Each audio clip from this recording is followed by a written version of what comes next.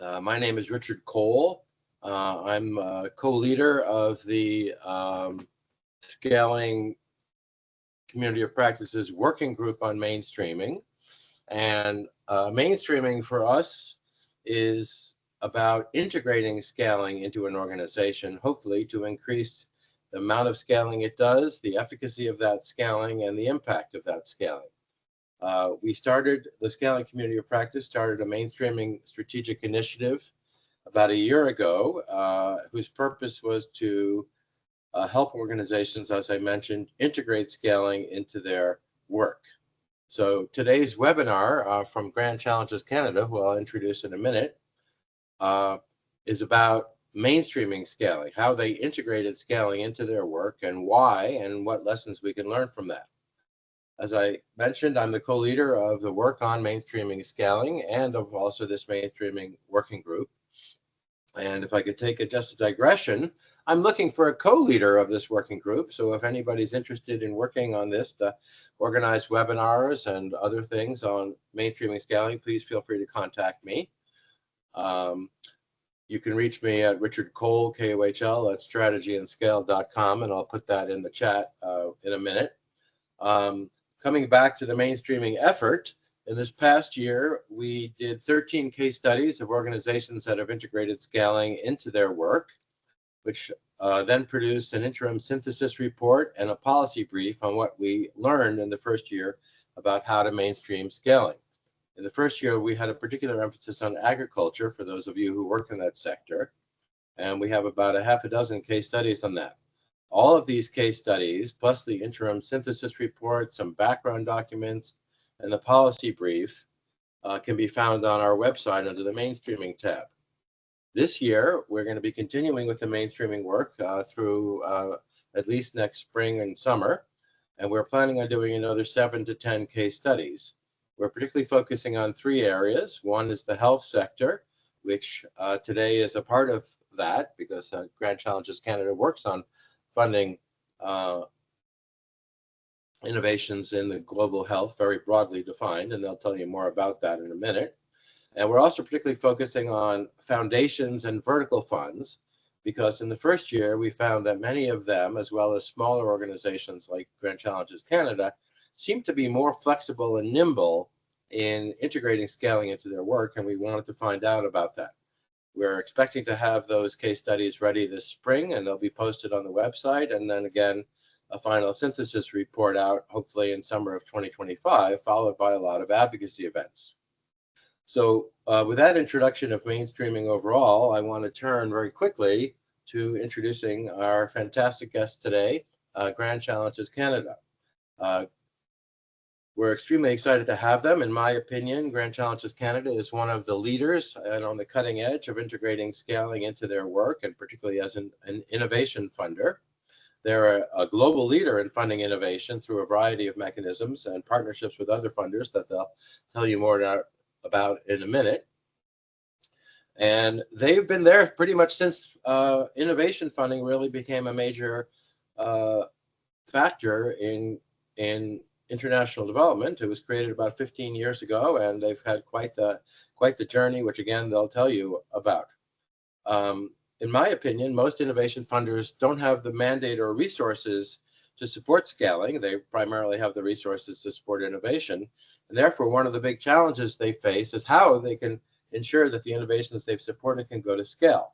And this is, I think, a major challenge in the development community. And one of the reasons I'm so excited about having Grand Challenges Canada today is I think they've done more than most in trying to address that problem. And this problem, I think, will grow in importance over the next few years as the SDG deadline approaches in 2030.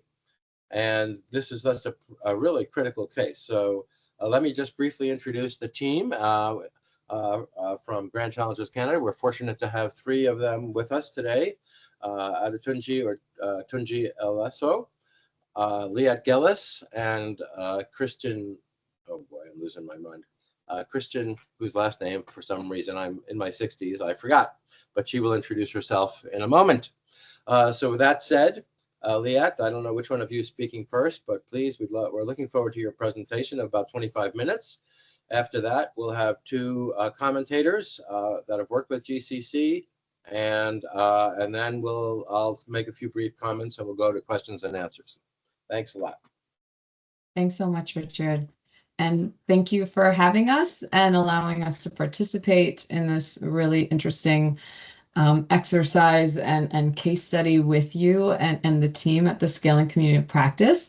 My name is Liat Gellis. I'm the Director of Social Finance at Grand Challenges Canada, and I'll be joined by my colleagues Tunjia Lesos, Director of Scale and Sustainability, and Kristen Newdorf, who's the Director of Knowledge Management Translation. So we're going to be going a bit of back and forth. We'll do a really quick overview for those unfamiliar with Grand Challenges Canada, and then spend the majority of this time really trying to get to the root of how and why we've infused different policies, mandates, processes, systems, strategies over time to really mainstream scaling within the organization. And really welcome your questions. And we'll also be invited by two key stakeholders following this presentation to speak from their perspective, but we'll introduce them at the end. So with that, next slide, please. So Grand Challenges Canada is funded by the Government of Canada and other partners really to tackle pressing global challenges in humanitarian, in global health, and in Indigenous community, underserved and unserved communities around the world. We are one of the biggest impact-first investors in Canada, and really dedicated. Our motto is that we're dedicated to supporting bold ideas with big impact. Ultimately, our mission is to build a healthier and more equitable world by supporting local, scalable, and sustainable innovations. Next slide. So to date, we have funded over 1,700 innovations, and something that we're really proud of is that of these, over 65 have been led by innovators in low and middle-income countries or conflict-affected areas. We've funded innovations across 106 countries, and for every dollar of Government of Canada funding that we've deployed, we've leveraged $2.40 from other investors and partners. And as you'll see later in the presentation, this is a really big part of our mandate and strategy, which is to crowd in and mobilize other funding to help scale innovation ultimately. Next slide. So how do we do this? So we fund at two main levels. We fund at proof of concept, which are small, typically $100,000 to $300,000 grants over 18 to 24 months. And these are given to innovators to really conduct pilots and to test their ideas, and ultimately to achieve proof of concept. Beyond that, what we defined as the next stage is transition to scale, where we can invest either in grants or risk capital up to $3 million in over multiple years. And during this phase, we're really helping innovators to build partnerships, grow their organizational governance, validate their business models, and so on and so forth. We've made 400 investments at transition to scale, and the remaining 1,300 have been at proof of concept. One thing I'll say is if you want to think about us on the spectrum of funders, we are very much a catalytic capital provider. Our goal is to provide either grant or concessionary capital to de-risk innovation, to crowd in other funders, and that's a key piece to how we invest. Next slide.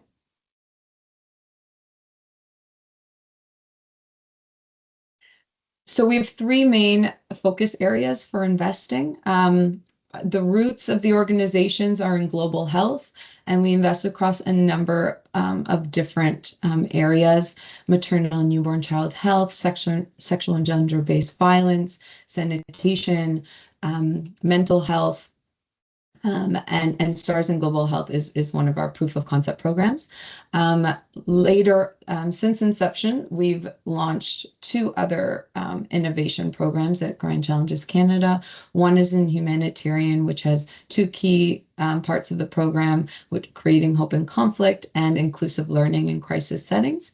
And the third, the newest, which is our Indigenous Innovation Program, which focuses on 4 areas: land story, food sovereignty, tech, and wellness. Next slide. So now we're going to get into the crux of why we're here today, to provide our story as an organization of how we think about scale.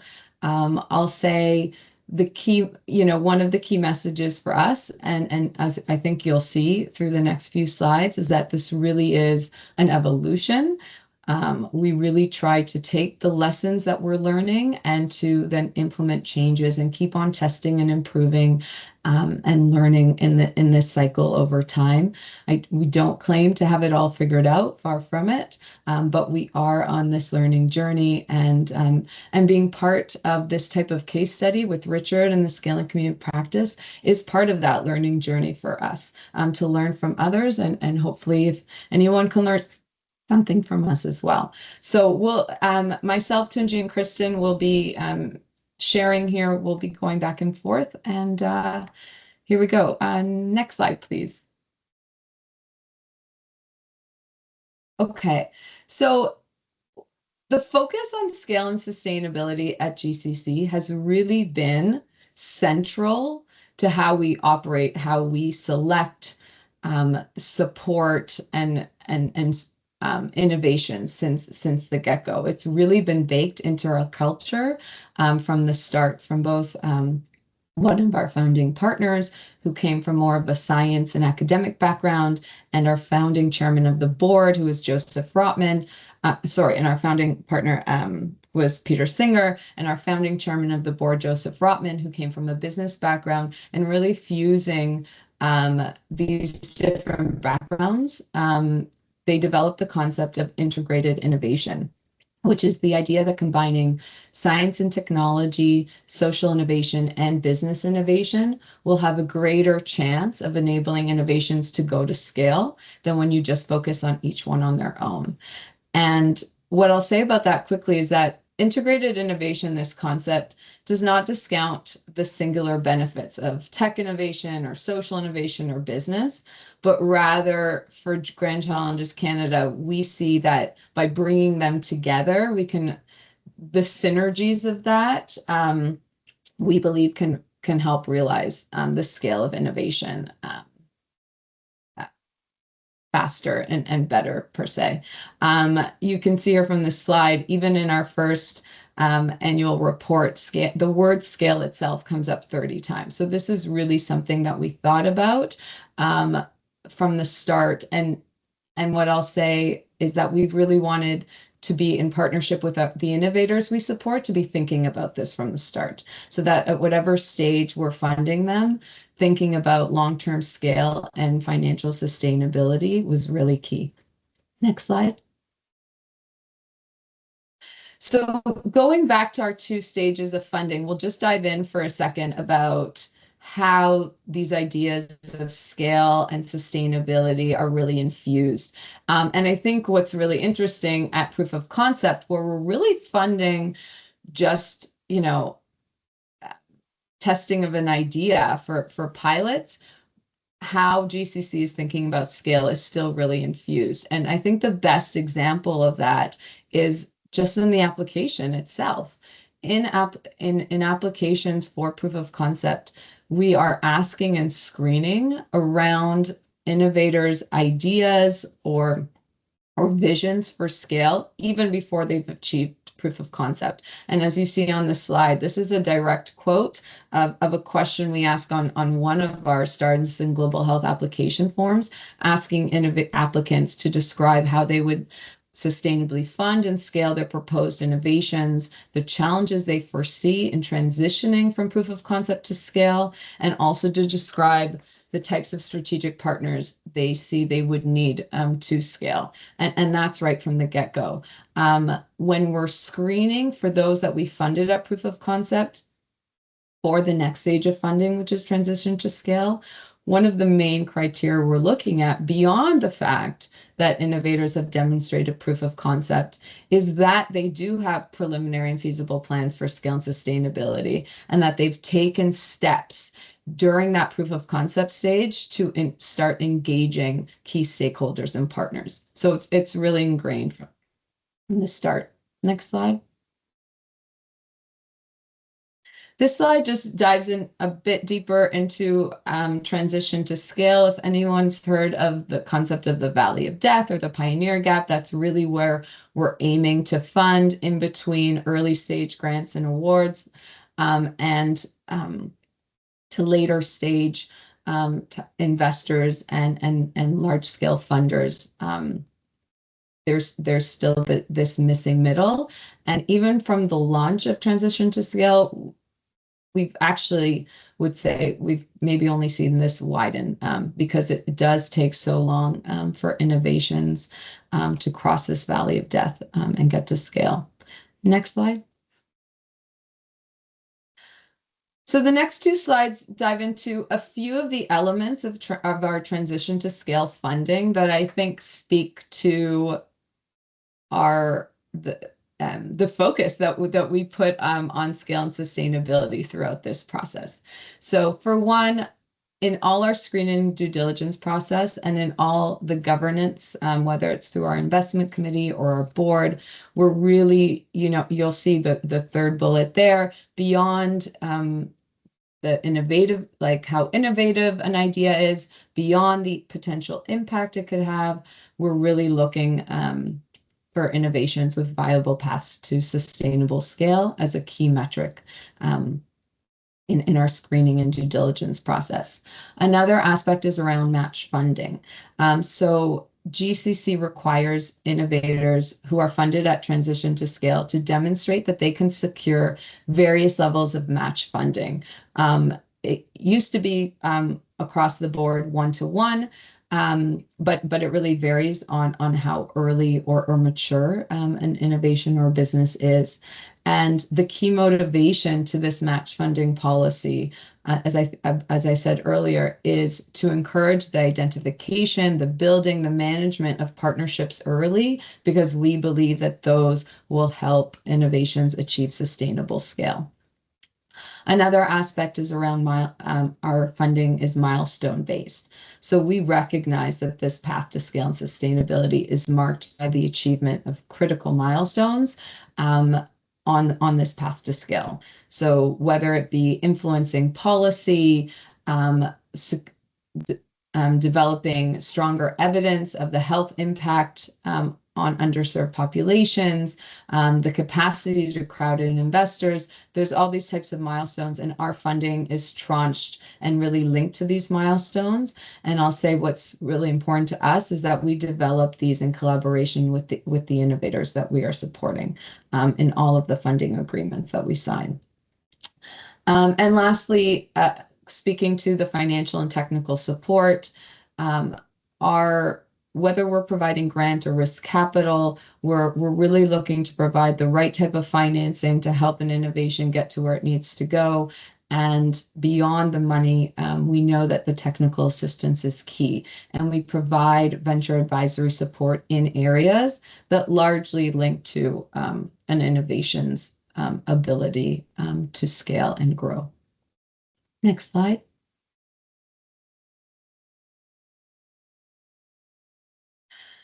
And I'll speak to this briefly on another slide, but one of the key learnings from our transition to scale program, and this is across the board, I think, in the impact investing or social enterprise world, is that we know the path to scale is long and it's nonlinear.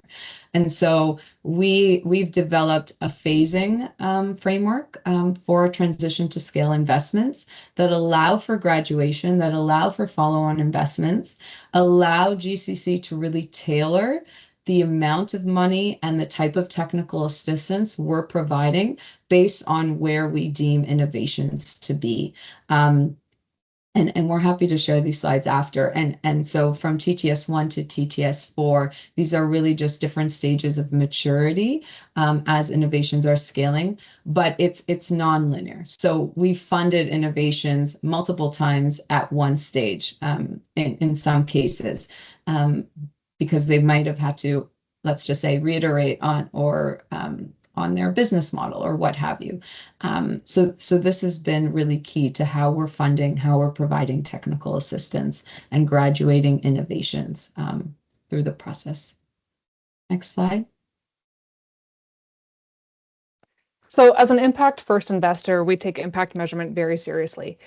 Our key metrics of success and impact are the number of people reached, the number of lives improved, and the number of lives saved through the innovations that we fund.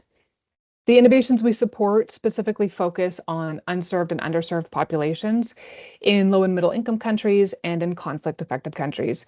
And we're really aiming to fund innovations that are reaching populations that would not otherwise have access to these kinds of interventions without the innovation. And that's a really important differentiator for us. We want to ensure that we're always investing in the most impactful innovations. And so we require rigorous evidence to demonstrate impact, and we provide funding and technical assistance to enable innovators to generate this evidence. And because of that rigor, we can confidently say that GCC funded innovations have already reached 79 million unserved and underserved people in low and middle income countries and conflict affected countries. And that's resulted in 26 million lives improved and 86,000 lives saved. Next slide, please.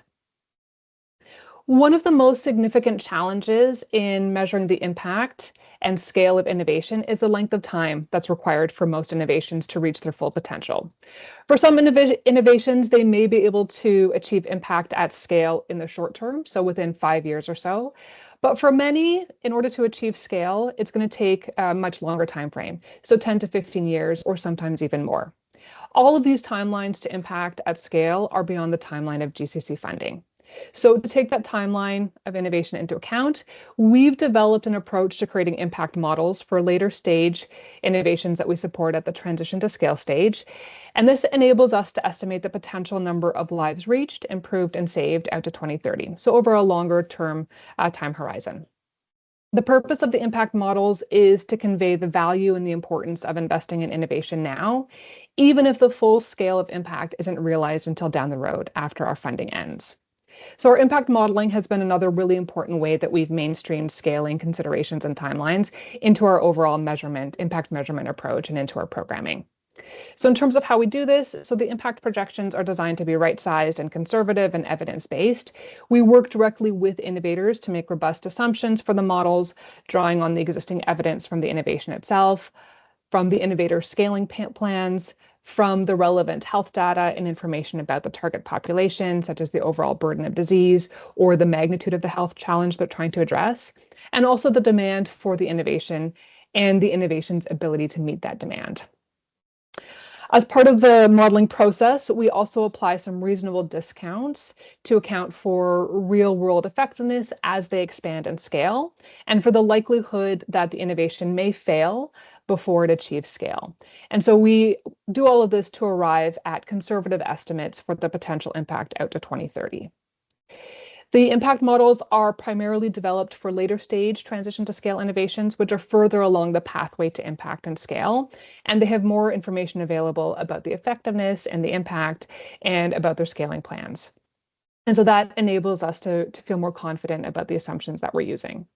And importantly, we periodically follow up with the innovations after the funding ends and update the impact models to reflect the actual progress and also the pivots on the scaling journey. And this has also been tremendously informative as it enables us to understand progress towards achieving impact at scale and the challenges encountered along the way. So for example, an early learning that initially emerged through the impact modeling and follow-up was that it typically takes innovations a long time to scale, and that it's typically longer than originally anticipated or planned. And so this learning is reflected in how we work with the innovations to set objectives and targets, both during the funding period and then also how we model out that longer term impact through the models. Next slide. So this slide I think is really key in showing just some examples, not all, but a representative sample of the types of changes we implemented over time to support the scale up of innovations based on learnings we were having. And so here I'll highlight a few.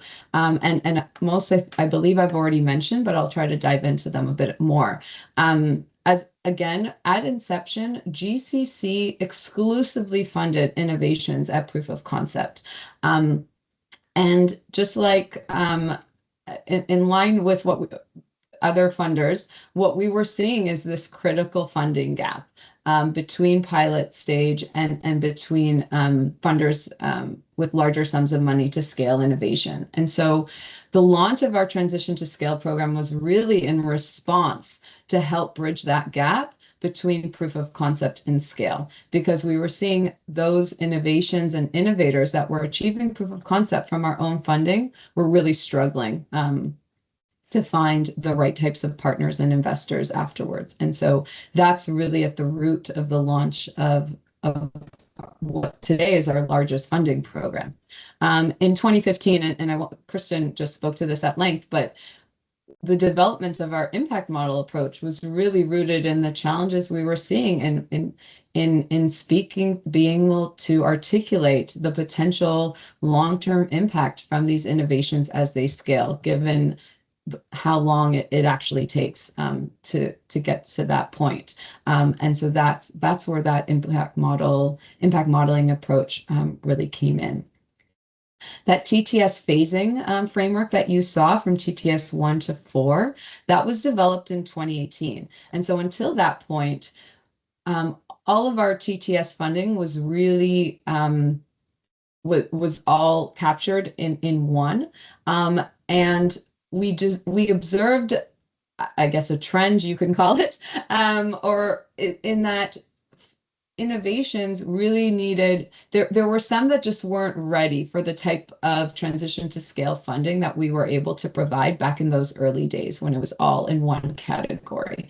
There were some innovators that needed smaller amounts of money to further validate their business model, maybe even develop a business model. And further validate their evidence. And so that really helped initiate the development of this framework so that we could tailor our approach, our funding, our assistance, and not group all innovators and innovations in one bucket, but being able to support them based on where they were at on their journey.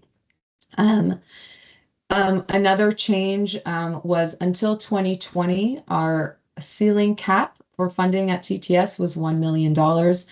Given how much given the cost and the time it takes to scale innovation, we raised that ceiling to 3 million in 2020. We're not saying that 3 million is the right number per se, and that it doesn't ever need to be raised more than that. But that 3 million that increase to $3 million cap, combined with the phasing framework, allowed us to fund innovations longer, allowing them to graduate for follow-on funding.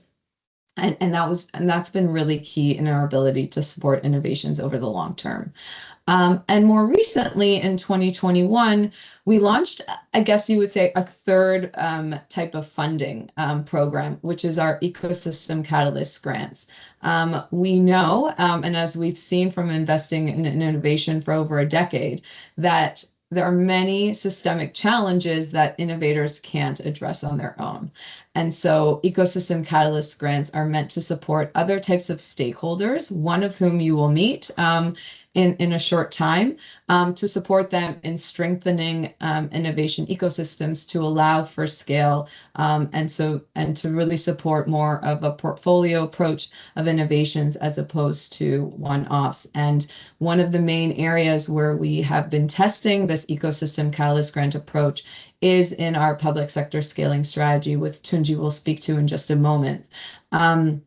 Before I throw it to him, I'll just say one key thing here is that this evolution, I would say, is driven by both internal and external factors. Internally, The composition of our board of directors, our investment committee, our advisory council, the staff really embody folks that are thinking about scale and sustainability of innovation to maximize impact over the long term.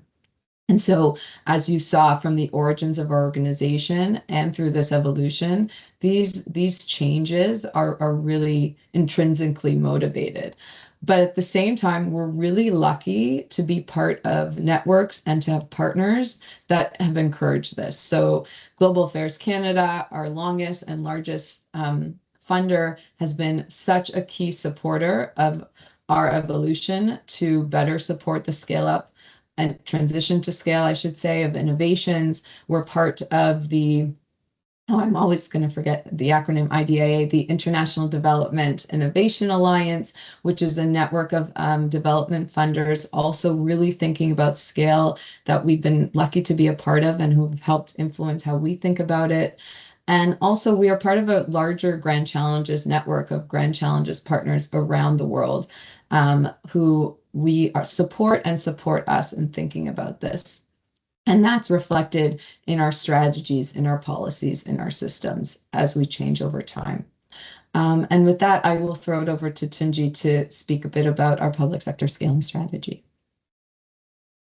Thanks, Liat. And so looking at that evolution and where GCC, it was at the time, we had seen lots of exciting things come through innovators that were we were supporting directly, who were beginning to have lots of traction around supporting and working with governments to really ramp up and grow their innovations. And so we decided through, research to understand better what the public sector challenges were with taking innovations to scale. And based off of that, next slide, please. We decided on prioritizing two key activities. Next slide. Yes, one, which was to focus on catalyzing local demand in country through this initiative we call the Mountain Model. And we have Dr. Nelson Gitonga who will talk a bit more about that. So I'm not going to spend time looking at that. And the second priority area, next slide, please, is to look at how we surface demand through multilaterals. So as a supply side funder for the first kind of 10 years and seeing kind of maturity of innovations come through our TTS program, those two then priority areas helped us to then focus more on the demand side so that we could better understand how else we can be supportive, not just from an innovator perspective, but from the demand. And so working with WHO, working with the Global Financing Facility, and working with UNICEF, we're beginning to better understand and get demand articulated from local context that we've always supported so that we can be a lot more innovative about how we bring that support. And I'll hand over to Kristen to continue. Thank you. And we're getting clear signals that our financial and technical support at the transition to scale stage and our public sector scaling work that Tunji just spoke about are effective in helping innovations progress towards scale and sustainability. In 2022, we carried out a learning initiative to assess the scale and sustainability of innovations that had previously received transition to scale funding over the previous 10 years or so. And we wanted to see how they were doing after the GCC funding had come to an end. So through the learning initiative, we really wanted to know if they were continuing to achieve impact and how widely the impact was being scaled. And we also wanted to learn more about their scaling journeys and about the key enablers and barriers to scale that they were encountering along the way. And we wanted to do this in a more systematic way because, of course, there were a lot of organic lessons and learnings that had come up just through our ongoing programming and ongoing feedback from innovations along the way. And of course, we wanted to put all of this information together so that we could understand how best to support innovations at the transition to scale stage and to ensure that our programs and support are continuing to evolve in a really positive way that effectively responds to innovators' needs. So it's been a big contribution to our adaptive learning on how to continue to mainstream scaling. So we conducted a number of in-depth interviews with innovations that we had previously funded. And some of the key findings were that 38% of the innovations were sustaining or increasing their impact in the years after GCC funding. And similarly, there were about 37% of innovations that had achieved financial sustainability to sustain or grow their innovations. So recognizing the many challenges that innovators and entrepreneurs face when scaling innovations in low and middle income countries, GCC expects that about 30% of the innovations funded at transition to scale will scale and sustain impact over the long term. So looking at the results for both sustained and increased impact and financial sustainability, we're on track to achieve our target, and we're currently exceeding it. Another really positive and useful finding was that innovations with local leadership are more likely to sustain or increase impact after GCC funding.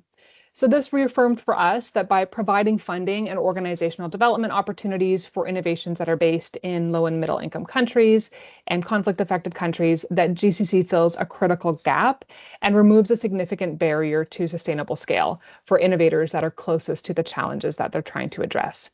And as Liat mentioned earlier, currently 65% of the innovations that we fund are based in low and middle income countries or conflict affected countries, which is something that we're really proud of. And so we'll continue to focus on and seek out locally led innovations moving forward. We got a lot of really great feedback on GCC's programming, and we heard clearly from innovators how the flexibility in GCC's funding and support enables innovators to build a solid foundation that's capable of sustaining and scaling impact. We heard frequently about how important GCC's funding was and that it had come in at a really crucial time, often when there weren't many other funding opportunities available for those innovators. And so our willingness to be an early stage funder was a really important game changer for them. And then our technical assistance also was really helpful to help innovators build their capacity and achieve key milestones and activities to lay the groundwork for further scaling. Next slide. So we also asked participants about enablers and barriers to scale more broadly, and we looked at them in terms of what was within the scope of GCC's funding and then what was external to GCC. I've already touched on some of the most important feedback on GCC's funding, but in terms of other enablers, not surprisingly, strong partnerships were a really important factor. Strong internal team capacity to take on the various different aspects of scaling was also really critical, and strong stakeholder relationships with other partners that were working on the same issue or in the community or that could be key scaling partners was critical. And of course, government interest in the innovation was also a key enabler. And that was true for both innovations on a public sector scaling pathway, as well as many on a private sector scaling pathway, as there is some government engagement and support that's required on either of those pathways. And on the barriers to scale, not surprisingly, the most common barrier we heard about was challenges in raising funds or generating investment. There were some innovations that spoke about how they struggled with lack of demand or market fit and the pivots that were needed. And in some cases, that led to failures. The COVID-19 pandemic also had a significant impact and resulted in a lot of delays in scaling. And of course, we did this initiative in 2022, so the impact of the pandemic was still being very acutely felt at that time. And then other factors such as political instability or changes or conflict also have a big impact. In some cases, insufficient evidence generation or not having quite the right evidence to engage stakeholders or bring partners on board was a barrier. And for some, they really struggled with obtaining government buy-in or integrating into the healthcare system. And in terms of the critical feedback for GCC, there were really two main pieces of feedback that we heard. So some innovators felt that there was insufficient funding from GCC to achieve milestones for scale. And for others, they felt that the time frame of GCC's funding was insufficient to achieve those key milestones. And this very much echoed feedback that we'd previously heard from innovators and what we had observed as well. And so as Liat mentioned when she was talking about the evolution of our programming, we've made some important changes over the years to both increase the total amount of funding that we can give to innovators at the transition to scale stage, and also to enable us to reinvest so that we can support them over a longer period of time, which has been really critical. And one of the overall learnings that surfaced through this initiative and also through our programming is that funding innovations and supporting them to scale is a really long and complex road. And so we very much try to walk much of that long road to scaling with the innovators that we support. We're really lucky to have the CEO of Clean Team, Abigail Aruna, with us today, and she's going to talk a little bit more about her scaling journey with Clean Team in Ghana. And before we hear from Abigail, Tunji is going to, I think, very, very briefly maybe highlight some examples and then introduce the next two speakers. So Tunji, back over to you. Thanks, Kristen. Yes, we've got a couple of examples of innovations. I don't want to dwell on them, just so that we give the opportunity for our speakers to also get a few words in to help you understand how they've grown over the years. Friendship Bench, it's a mental health initiative in Zimbabwe, who's going on to scale now with support from GCC and other partners like the WHO. And you remember I talked about multilateral partnerships. Next slide. Then we have Syed Kahani, who again, operating out of Pakistan, telemedicine, and bringing lots of female doctors who haven't been practicing back into the workforce to support people in rural and conflict-affected areas to really get the help and the health, solutions that they require. The third example is Jacaranda. Again, supporting mothers and babies through that journey. Next slide, please. And over time, working directly with governments, again, looking at catalyzing local demand, where now they've got a cost share arrangement with, the local counties in Kenya to really take these innovations to scale. They're now in Eswatini and in Ghana, again, at the request of governments to support antenatal care and mothers and babies' health. Now, very quickly, I'm going to, bring us in to understand and hear from other people who've worked alongside GCC. And first, I'm going to be introducing Dr. Nelson Gitonga. He's the founder and CEO of Insight Health Advisors, a Kenyan health system development firm. Well over 30 years of experience in health sector and health markets, spanning both the public and private. And he's going to be telling us his experience with catalyzing demand, working directly with governments. Over to you, Nelson, and a pleasure to have you here. Thank you very much, Tunji, and welcome to all participants. Quickly, we have worked with GCC since 2021, and I'll mention 4 main things, and then I'll go a bit more details depending on the time. I think the first thing is I want to share our experience working with GCC in terms of trying to unravel the challenge of public sector scaling of innovations, which has been, as you know, difficult and challenging because of the nature of the way the public sector works, both at national and subnational levels. 4 things I want to mention. The first one is that GCC's approach has been one of learning through well-informed experiments like the mountain model. Now, the mountain model was designed out of a very good research that was done, what we call the landscape assessment for public sector scaling in 2021. And Richard is here, was part of the team. And I think that's a report that everyone who is thinking about public sector scaling should have a quick look at. And out of this mountain model, then we agreed to test this model in Kenya in 2 counties, Makueni and Kajiado. And many lessons have come out of that, and promising initial results. I think one of the profound changes that the mountain model has brought to public sector scaling is my second point, that public sector scaling should be truly demand-driven. That is putting both national and subnational government in the driving seat in terms of identifying their real health system and service delivery challenges, and working with them to analyze the root causes, the underlying reasons for these gaps, because therein the opportunity for innovation. And I think, again, referring back to that report, this first stage of the mountain model, demand articulation, is a very critical step, especially even for innovators, in that it would be good if you are an early stage innovator or TTS to begin to quickly think, what problem am I addressing, or what question in the public sector am I answering before you go very far in terms of the innovation. The third component is the mountain model looks a lot about capacity building of the of both the public sector, innovators, and the local catalysts to think innovations. I know we are seated here, all of us are thinking innovations, but one of the things that will surprise you is that when people are very busy and they're always in crisis mode, trying to provide care in limited resources and bureaucratic systems, they have no time. They have no time to think about how innovations could address very cost effectively and quickly some of the system or service delivery challenges they have.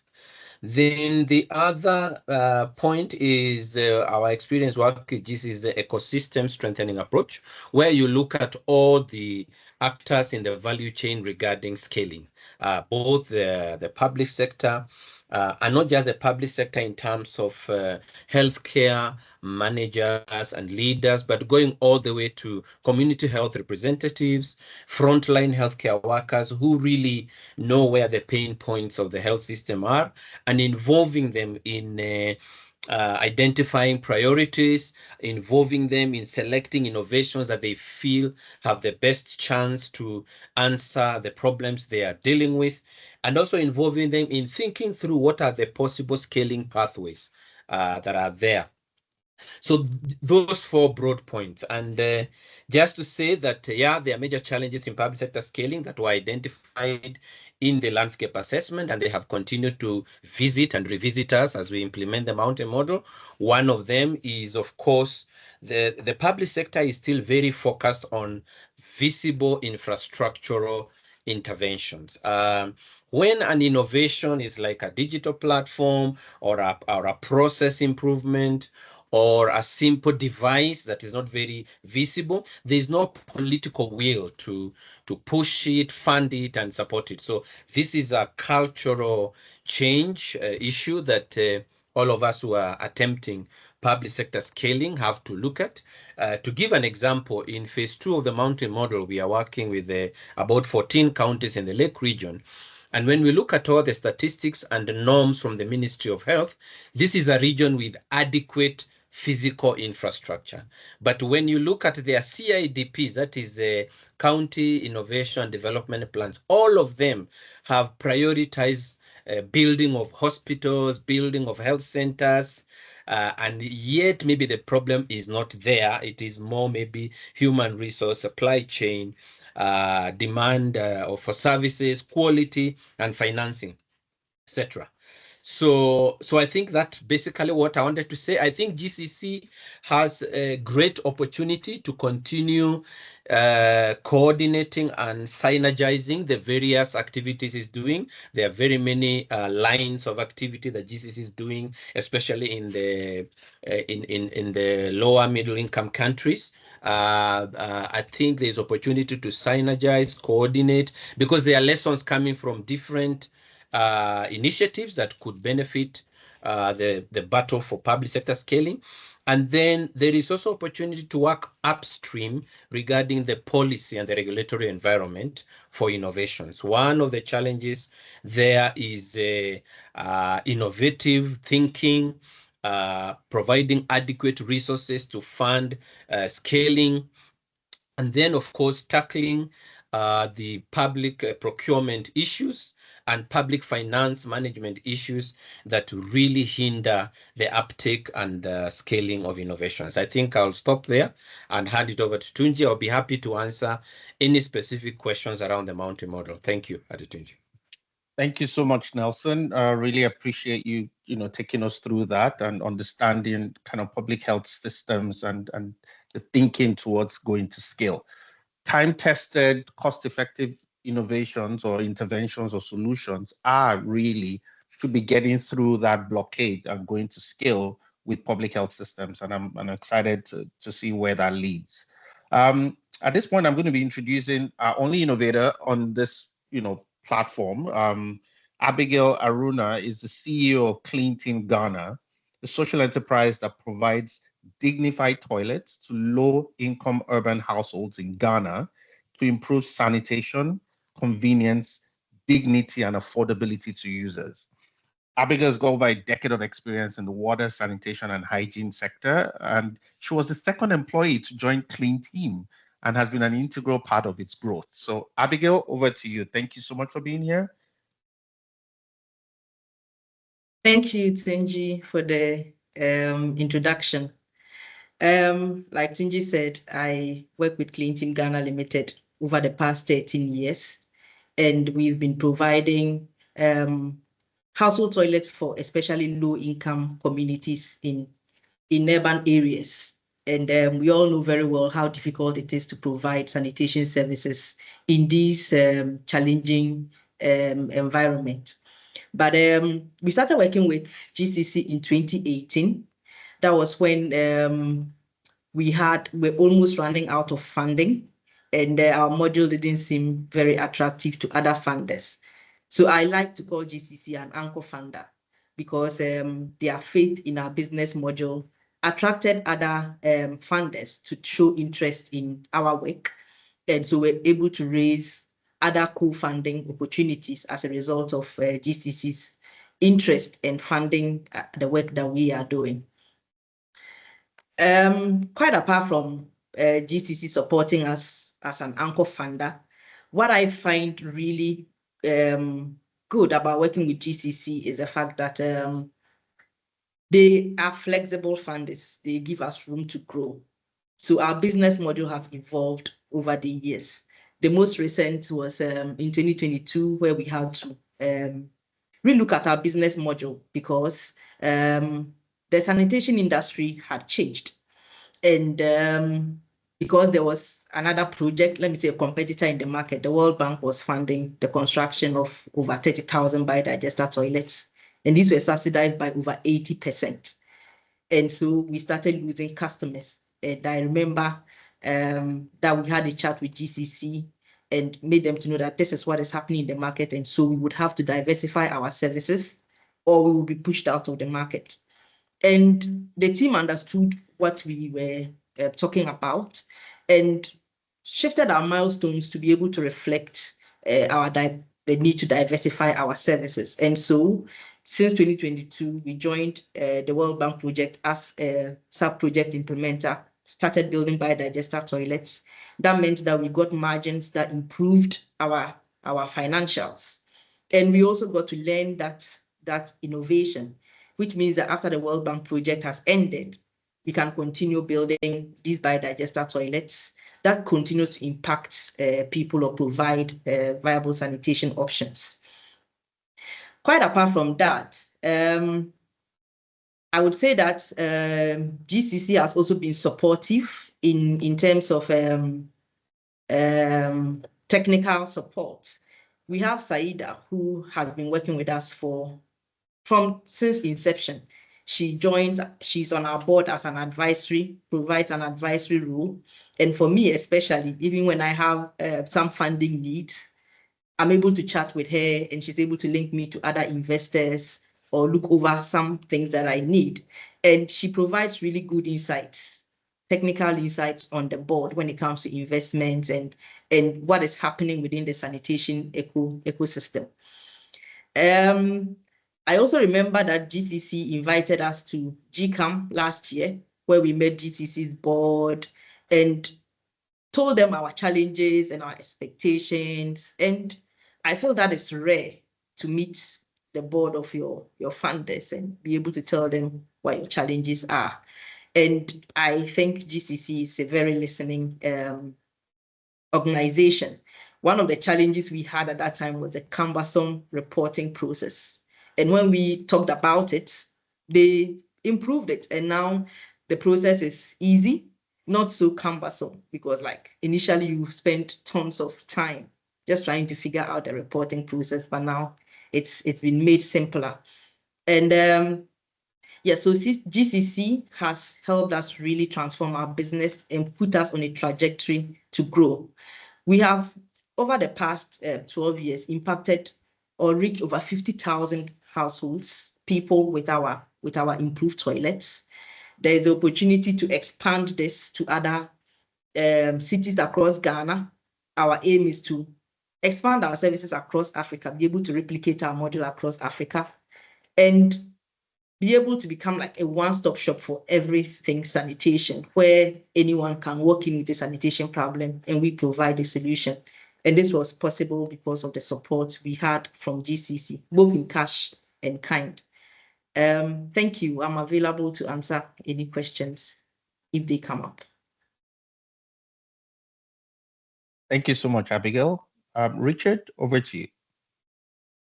Hi, everybody, again. Thank you, GCC. That was a fantastic presentation, and also from Nelson and Abigail. I want to make sure we leave at least some time for questions from the audience, and we already have a few. If you have questions, please put them in the chat, and I will try to ask as many as we have time for. Before I do that, however, I do have a few questions I wanted to ask myself. And first for GCC, and I have also a couple of questions for Abigail and Nelson. I'm really struck by the fact that, even though at its origins, as you mentioned, 15 years ago or whatever it was, GCC was focused on funding innovation, yet over the years, as you very aptly described, you've really moved well beyond that into supporting organizational governance, robust business models, demonstrating demand, a whole bunch of stuff. How important do you think that has been for achieving your impact at scale? And what politically, I'm using the words not, politically like in, Tories versus liberals in Canada, but in terms of, your mandate, your relationship with your board, funding from the Canadian government, how were you able to do that? And what advice would you give other innovation funders in terms of moving into this whole area of transition at scale, both, providing funding for it and the concrete dimensions of it? So maybe I should ask these one at a time. So let me stop there. Tunji or Liad or Kristen, do you want to take that one? Sure. Thank you very much, Richard. Yes, I think largely for us, we've been very careful to understand the market. I think critically, funding those who are closest to the challenge has been at the heart of how we've been able to evolve as an organization. And so we're listening to our innovators and understanding the challenges they face, as Abigail aptly put, together, helps us really see where we should be going.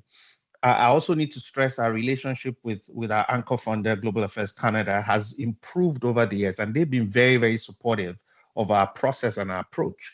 And so, as Liat mentioned earlier, I'm moving from having a cap of $1 million to a cap of $3 million really enabled us to continue to support very important innovations going through that the early challenges in terms of how they are growing their innovations and how they're responding to market challenges as they look to go on to scale.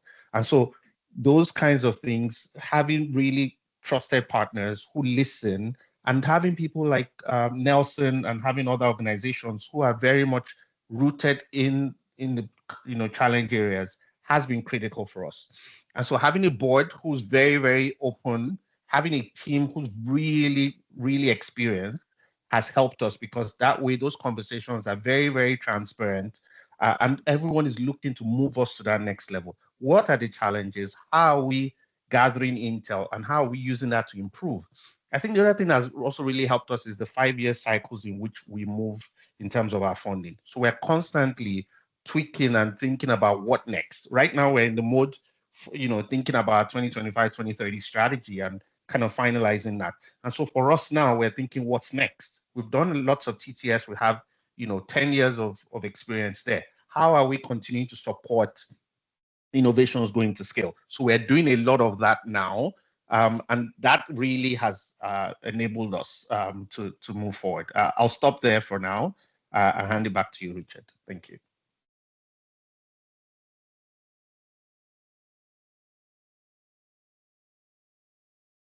Liat or Kristen, do you want to come in on this one, or should I ask my next question? You can feel free to ask your next question. Okay. I think Tunji answered. Okay, great. Thank you. So one of the things I was quite struck by is your target success rate of 30% and the fact that you've exceeded that. Yet in most of the development business, most funders that I'm familiar with, not innovation funders, like the World Bank, they claim that 70 or 80% of their projects are at least moderately successful. I think that my personal opinion, having worked in scaling for 20 years, is that if we're really taking risks and targeting innovations and game-changing and disruptive, we need to take more risks. And these 70 to 80% goals are just, are we really doing development, or are we just targeting success? So I'm curious if one of the three of you, or all three of you, how has it been that I mean, venture capitalists working in North America targeted success rate of 10%. So you guys have been totally crushing it with 30%, but yet I think that's, you know, not been the standard for funders.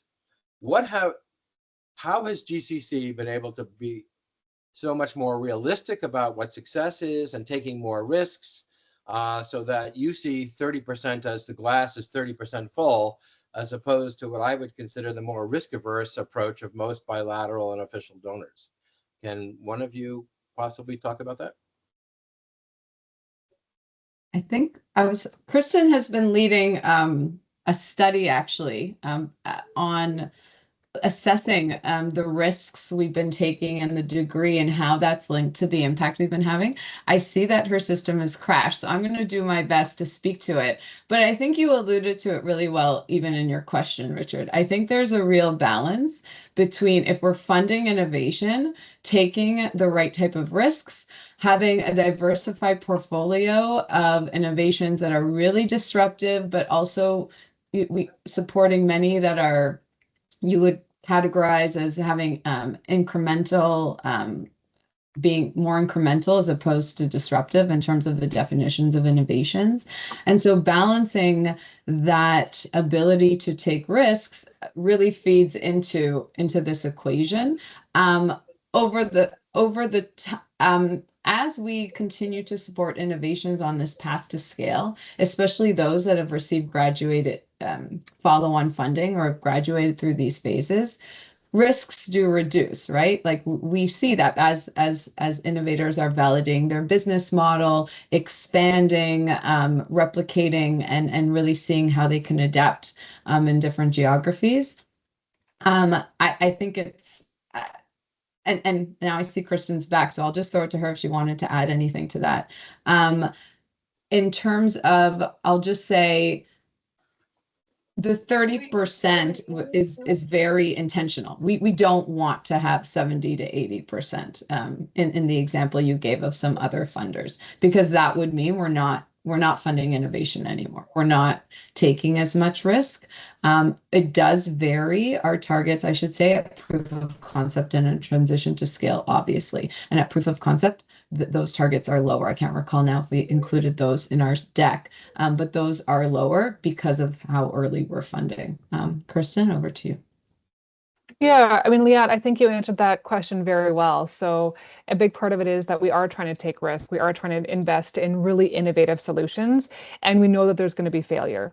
And as you mentioned, we're in the process of doing a large analysis of our risk appetite to make sure that we're still being true to that, and that we are investing in really innovative, really bold solutions that have real potential to fail because they are so bold and they are so disruptive.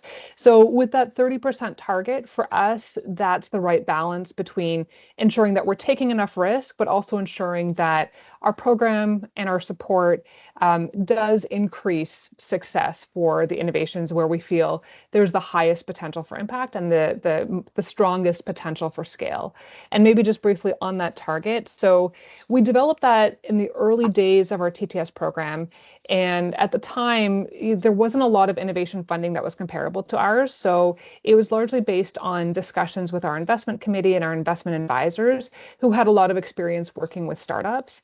And then also, some of the literature that was available at the time. And we know that for startups and for innovations, sometimes success rates are as low as 5% across different sectors and different industries. And so we really feel like the 30%, that's ensuring that we are getting a critical mass of those innovations, a really strong foundation towards impact at scale, while also balancing out risk and making sure that we're investing in really innovative, really disruptive projects as well. Great, thank you. One more question for GCC before I ask a couple for Abigail and Nelson. Just a general question, sort of your concluding remarks. If I am the government of, I don't know, wherever, India, let's say, and I wanted to start another Grand Challenges and I really wanted to incorporate scaling in it, what advice would you give? What are the lessons that the three of you and GCC have learned in terms of things you really should do, especially maybe that you didn't think about when you GCC first got started? And what are the things you might want to avoid doing so that they don't have to repeat your mistakes? Any one of you want to go first? Okay, I'll just make a. Okay. I'll just make one comment or one example that I'll think of. I think early on, we were quite naive in terms of and I think even our last strategy document from 2025 to 2020 2025 speaks to this in terms of thinking about handoffs, a transition to scale. We thought we can provide a certain amount of funding over a certain amount of time to incredible innovators like Abigail and Clean Team. And then there's going to be, depending on the type of innovation, because we fund both for-profit and nonprofit models, but depending on the type of innovation, there would be either different types of impact venture funds or multilaterals or other types of funders who would take it up. There would be this handoff. We've taken an innovation to this certain point. And the naivete, I think, of that early thinking has really led us to the type of work that Tunji and Nelson spoke about around public sector scaling, about, well, we've always asked our innovators to be developing this partnerships from the get-go. Well, now we have to do the same. And so Tunji and Nelson's work and really developing these relationships with the WHO, with the Global Financing Facility, with the Global Fund, and with venture funds, we didn't speak to in our presentation, but we've invested in 3 funds and are really building those types of networks. We're seeing that need to build that in a way that I think we didn't fully appreciate 10 years ago when we launched Transition to Scale. And purely the length and the difficulty and the challenges of scaling, are always that much more evidence once you've been doing it and seeing it and being able to engage with people like Abigail and our incredible portfolio of innovators to really see the challenges and the needs beyond what we originally thought. We're going to give $1 million over 2 years and then we can hand it off, right? Like originally Transition to Scale was that simple. It was $1 million cap, usually 1 to 3 years. And so we've come well beyond that in terms of our evolution. I'll stop there. Yeah, I'll just add one more point to that. For me, I'd advise in terms of portfolio construction. I think it's critical, and we've learned that it's not just one innovation, especially from a public sector perspective, that is going to solve the problem. And so in terms of portfolio construction, how you bring in the right complement of innovations together and perhaps even bundling in a way that really addresses the problem. Because when you're talking about impact at scale, you're talking about solving something that affects a huge audience. And so bundling and making sure your portfolio construction is really carefully done will, go a long way in helping to address that. I'll stop. Yeah, and I'll add on 2 more. So I would say, being flexible in funding and support and really being able and willing to meet innovators where they're at, and then to make sure that you're tailoring your support to their specific needs. I think that's been really key for us, and especially when we think about our successes. And then, as I've mentioned already, that willingness to invest in locally led innovations and early stage innovations, and being willing to take those risks. And of course, we're structured in such a way that we can take on a certain amount of risk, which is really great. It's often difficult for governments to do that, but I think that's been really important for us. This is such a great question. I feel like we could do another 90-minute webinar just responding to this question. So thank you. Well, perhaps we can make that happen. Let's see what kind of feedback we get. So Abigail, I think that's a perfect transition to you. We've talked a lot about the different types of support that GC gives. whether it's helping its grantees through transition to scale develop a business model, robust evidence, demonstrating demand, organizational governance. Again, from a recipient perspective, if you were advising this hypothetical innovation funder that another government wants to set up, what would you say is the most important, both in what GCC funded in terms of your transition to scale and how they did it? So could you talk a little bit about that in terms of, if you were advising a fund to set up a transition to scale program, or innovation, what would you suggest? Thank you. That's an interesting question. And I think Christian and the rest have already answered it indirectly for me. I think funders' flexibility in funding is very important, because sometimes you put a concept together and then when it comes into implementation, things change. And so if the funder is not flexible enough to work with you to understand the change and to support you to go through the change, then you will not achieve the results that you are looking for. So in the example I gave about the need for Clean Team to have changed this business module when the industry dynamics were changing, was really very important for us. If GCC hadn't supported that transition to change and insisted that we stay only on container-based sanitation services, then we would have been worse off today as a business. But because they listened and worked with us to allow us to diversify our business model, our business has improved as a result of that. So I would advise that funders work closely with the people they fund, try to understand their challenges on the ground, and work with them to improve their modules or tackle issues or changes that come in their business when it's necessary. And the other bit is about reporting. Reporting milestones and progress is very important, but sometimes when the reporting process is so cumbersome, you spend most of the time that you should use working to make your reports. And when the reports are too cumbersome and you can't be honest with your funder, that is when people would cook numbers for funders. But if you prove that you are understanding, you would listen and you'd work with your investees, then I believe they will be open about their challenges and give you real information about what is happening on the ground. So I would say flexibility in funds allocations and also flexibility in reporting. Yeah, I'll keep it to those two.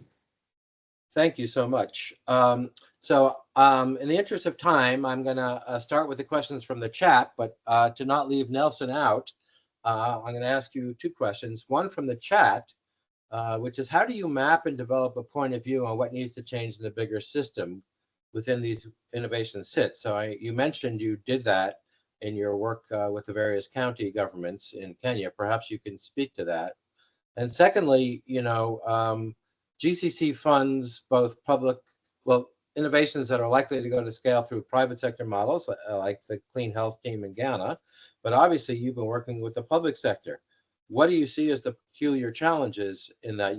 Particularly, what does it mean as a business model? What are the financial considerations that a public sector actor is looking at least from your experience in Canada, in terms of possibly taking something to scale?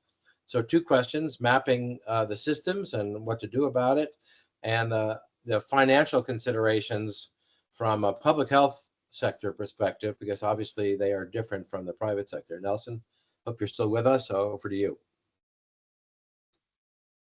Thank you, Richard.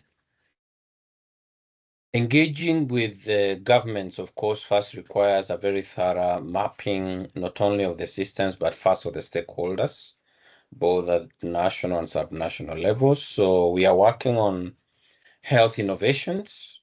You need to understand how public sector is structured.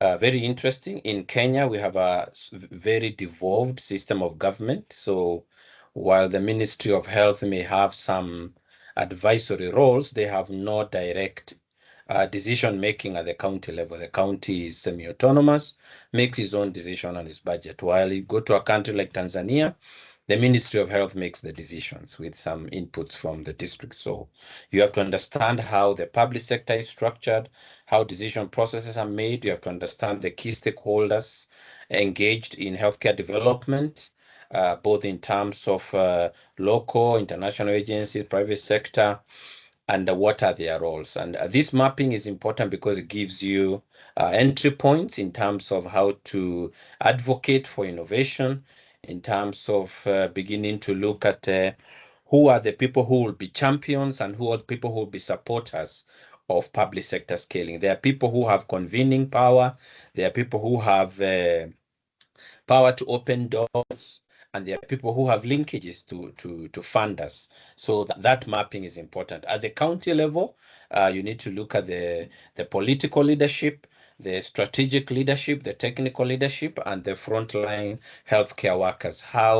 What role does each of these level play, and how do you engage them to make sure that in keeping with GCC's thought that we want sustainable scaling? Because it's very possible, by the way, like I have seen in some cases. Actually, we were chatting with one of the innovators in Western Kenya. I'll not name them. They just went to the governors. The governor signed a paper and they started implementation. And it took them 2 years to convince other stakeholders that this is a good innovation, despite the political level saying yes. So really understanding how the public sector is structured, how it works, and then understanding also the incentives. And this goes to my second question. The incentives in the public sector are very different from the private sector. The public sector is concerned about providing essential health services to the population, and especially again with a focus on the underserved populations, and they have their priorities. And of course, they also partner with the private sector to give supplementary care for those who can afford. So the public sector also has budgets that, as you know from the landscape assessment we did, the public sector generally has very limited fiscal space to fund innovations. So a lot of the thinking is around how do we work with them to reallocate funds from traditional interventions that may not be very cost effective to move some of the money to innovations that will have a big impact. So the interesting thing, and I like this question about what is the financial thinking within the public sector, is that the people who worry about health impact are not the same people who worry about budgets and financing per se. There is actually a very big divide and separation. So you find the Ministry of Health or the county health department is very driven by health impact, and they care less about cost effectiveness of innovations and all that. You'll find that is seated within the finance department, which is totally separate from health. And so one of the lessons we learned when implementing the mountain model is to drag the finance people into the innovation cohort and the procurement people so that they can bring in the financial aspect. And from the government point of view, as you know, government is very input, their financing is very input driven, not necessarily performance based. So they do historical budgets and they drive inputs. Very few places do you find government funding outcomes or funding the most cost effective innovation. So we have a very big job to, again, as I talked about cultural change when I'm talking about visible infrastructure, this is another area where we need a lot of public finance management experts to work with governments to begin to think cost effectiveness, using data to begin to demonstrate that it is more effective to put some money in a telemedicine driven point of care ultrasound for maternal care than to train radiologists and spread them all across the county. So that finance thinking is not there within most health departments. And so we need to bring in that not only in terms of the ecosystem catalyst to do it, but also working with the existing finance departments within government. So that's another very big black box that we all have to work with. And that's, again, I talked about the ecosystem approach, the capacity approach that is necessary to get sustainable public sector scaling. Let me stop there. Thank you. Great. Thank you so much, Nelson. That was a bit long, but extremely worthwhile in its richness and depth. So really appreciate your going into some of those details. I think, unfortunately, scaling is a nitty gritty, and it's really helpful to have someone like you on the call who has really been working hand in hand with these counties about what it takes. We have a question from Grace from the Global Impact, the GIF, and I'll just read it and then ask one of the five of you or several to respond. We only have a few minutes left here. What was your definition for sustaining, increasing their impact? So I think that's kind of targeted towards the Grand Challenges Canada team. Was it self-report, and was responding to the survey a requirement receiving funding, or are all of these post-funding innovators who responded? If the latter, what was your response rate for this, and how do you reach out? So I'll put that in the chat, but again, to repeat, what was your definition for sustaining, increasing impact, GCC? Was it self-report, and was responding to the survey a requirement receiving funding, or are all of these post-funding innovators? Yeah, great question. So just really quickly, so in terms of sustaining impact, we were looking at impact that was roughly within 10% of what it had been while GCC was funding the innovation, and then increasing impact was anything beyond that. What we found was actually there was a really clear grouping where a lot of the innovations that we interviewed, they were really at the same level, and it was very clear, like, they were working on expanding, but they hadn't yet reached new communities or new facilities. And then the innovations that were increasing their impact had really substantial success. And so we found there was very little, gray area or kind of blurry ground between the two, and kind of fell into one of those two categories quite clearly. So that was actually really easy to determine. Yes, it was all self-report. So it was in-depth interviews with key informants from the innovations that we had funded. We tried to do a survey, but we found the survey results or the response rate to the survey was very low. We actually had a much higher response rate when we invited people for interviews. The response rate was about 50%. And we found that our sample, those that did agree to participate in the interviews, was biased towards successful innovations, or at least that's our assumption. And so we took that non-response rate into account in our analysis as well. So that's reflected in that 30%, 38% of innovations that are sustaining or increasing impact. So we tried to be really conservative and really fair about that. Having said all of that, yes, there were limitations to our learning initiative for sure. And I don't want to spend a lot of time talking about the methodology or the limitations, but with the interviews, we were incredibly grateful that we got an almost 50% response rate. And those that participated just had so much to share. And they were so open about their journeys. They were so open about GCC's funding and support as well. Half the interviews were done by GCC staff, half were done by external interviewers, not part of GCC. But we found in both scenarios, there was just so much richness there.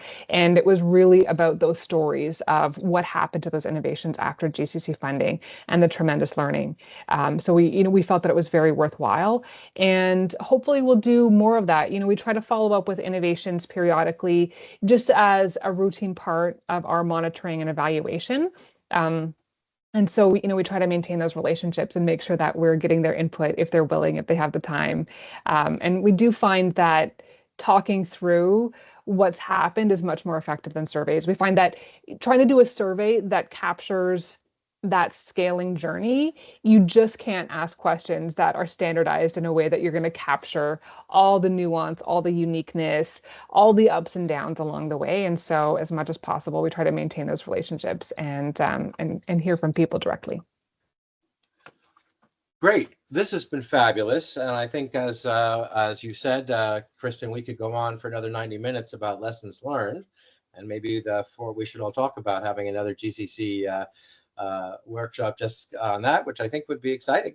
But since we only have a few minutes left, I'd like to just summarize what I think were some of the important conclusions that came out of this presentation and webinar. First of all, we didn't talk about it explicitly, but I think the fact that over this 15 years and those timelines that you all shared in your slides, the fact that almost every year or every few years you're actually reviewing, is this working, is it not working, where are the gaps, what do we have to do about it, and then you made institutional changes to respond to that. Some work better than others, is really, I think, critical in terms of, I would call that adaptive management, learning, and flexibility.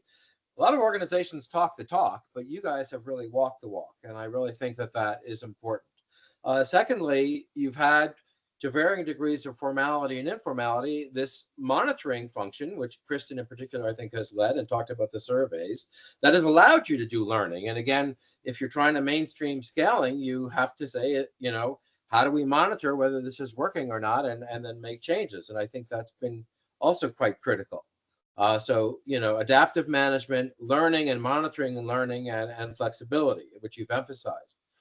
Third, I think it seems obvious, but I think it's worth emphasizing, you have built scaling in not into just the transition from to scale grants, but your initial innovation grants. It's one of the questions that's in your core. So you've been thinking about this from day one, and I think that's a marked difference from a lot of development funders, which is, they run a project, they do a grant. If it works, then they start to think about scaling. But you've built that in from the beginning, and I think that's quite critical. And one of the things that the scaling community of practice has identified as a good scaling practice. And last but not least, this willingness to take risks and not have everything work. I think a lot of official donors are under pressure to have very high success rates. But I think there was a key word that you used that I really want to emphasize for the audience, which was taking a portfolio approach. We don't evaluate our success based on everything working. We evaluate our overall portfolio. And to the best of my knowledge, most funders don't do that. And I think that's really an important change of frame of mind. One of the persons in the chat has been a man named Murat Sartash, who's a name I'm sure I'm mispronouncing, who's done a lot of research work, especially working with the CGIAR. And they have been, I think, another innovation funder, and they do their own, actually, they both get innovation funding and then they do the innovations, that's really adopted a portfolio approach in the last few years. And I think it's really a cutting edge that, CGIAR and GCC have been on the front end of that. And Nelson has just mentioned in the chat as well, the purpose of getting demand articulation from the demand side. I think one of the critical challenges in scaling is innovators somehow know best, but are they really looking at demand as opposed to, I'm a researcher, I'm a university professor, and I think this is a solution, but is it fitting what the demand is looking for? And I think, again, GCC has been really critical in innovating the public sector demand study and then, working with IHA in Kenya to implement that on the ground. So I think this articulating demand and not just a supply-driven approach is also quite critical. So it's exactly 8:30 my time, or the hour and a half. We hit our targets. I cannot thank GCC enough from the very beginning for, first of all, undertaking the study, and then moving on from there to, writing the study, putting together the webinar, participating, and making sure, helping us have Abigail and Nelson involved. So I thank everybody who participated today, and we look forward to seeing you in our next webinar, which I think is next week with the Syngenta Foundation for Sustainable Agriculture. Thank you all so much, and I wish you all the best day.